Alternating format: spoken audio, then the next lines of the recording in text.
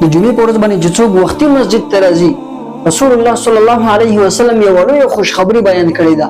دا خوشخبری ضرور واورئ.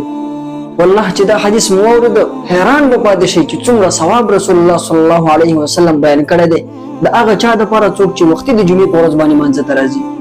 رسول الله صلی الله علیه وسلم فرمایي، ترمذي شریف کې روایت دی او صحاحو کې شته، اوس بن اوس رضی الله عنه را نقل کړی دی.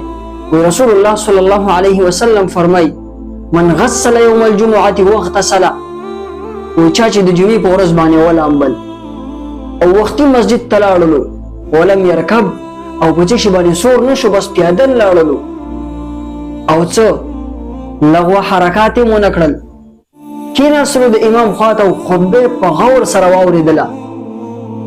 رسول الله صلی الله علیه وسلم فرمایي، كان له بكل خطوة عمل سنة أجر صيامها وقيامها.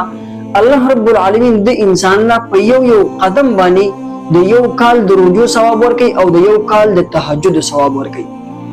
سوچ کوئ هر انسان چې د مسجد ته راځي، د کور نه راوځي مسجد ته راځي، دا به څومره قدمونه اخلي، دې ته د څو کالو د عبادت ثواب میلاویږي. نن افسوس چې زمونږ نه دغه موقع زمونږ نه تلي، امام خطبه شروع کړي او بیا زمونږ ځوانان راشي او په منځ کې شرکت وکړي.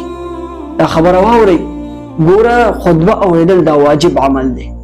د ډېرو ملګرو نه خطبه ترې نه پاتې او د دغه ثواب نه محرومه دي، دې ثواب نه محرومه دي. دا لوی ثواب دی. دغه ثواب الله ته باندې مه ووایئ، دغه ثواب وګټئ. هر یو کس بیدار شي د جمعې په ورځ باندې. د جمعې ورځ د عبادت ورځ ده. الله رب العالمین دې امت ته خوښه کړې ده. دا د عبادت ورځ ده. دې ورځ باندې پکار دی خلک ښه د الله رب العالمین عبادت وکړي. دا چوټي اسې چوټي نه ده، دا د عبادت دپاره چوټي ده. او موږ او تاسو څه وکړو په دې عظیمه ورځ کې؟ بهترین ورځ ده. فيه خلق آدم. په دې ورځ باندې آدم علیه السلام پیدا شوی دی.